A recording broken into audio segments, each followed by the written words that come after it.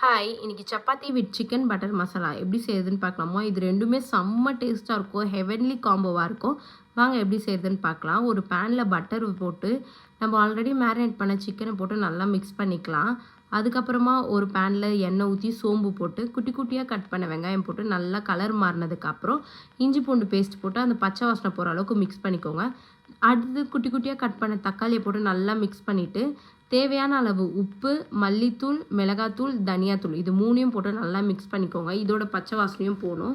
அதுக்கப்புறமா கொஞ்சோண்டு தண்ணி ஊற்றிக்கோங்க. ரொம்ப தண்ணி ஊற்றக்கூடாது. கொஞ்சமாக தண்ணி ஊற்றி அது நல்லா கொதித்ததுக்கப்புறம் மெயின் இன்க்ரீடியன்ஸே இந்த ஃப்ரெஷ் க்ரீம் தான். இந்த ஃப்ரெஷ் க்ரீமை ஊற்றி நல்லா மிக்ஸ் பண்ணிவிடுங்க. ஃப்ரெஷ் க்ரீம் ஊற்றினதுக்கப்புறம் கலரும் சேஞ்ச் ஆகிடும், கன்சிஸ்டன்சியும் சேஞ்ச் ஆகிடும்.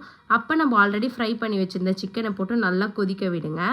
கொதிக்க விட்டு கடைசியில் இறக்கும் போது கொஞ்சோண்டு கஸ்தூரி மேத்தியை நல்லா க்ரஷ் பண்ணி அதில் போட்டிங்கன்னா நம்ம சிக்கன் பட்டர் மசாலா ரெடி ஆகிடும். அண்ட் சப்பாத்தியும் சுட்டு இது ரெண்டும் வச்சு சாப்பிட்டு செம்மையாக இருக்கும். நீங்களும் வீட்டில் ட்ரை பண்ணிட்டு எப்படி இருந்ததுன்னு கமெண்ட் பண்ணுங்கள்.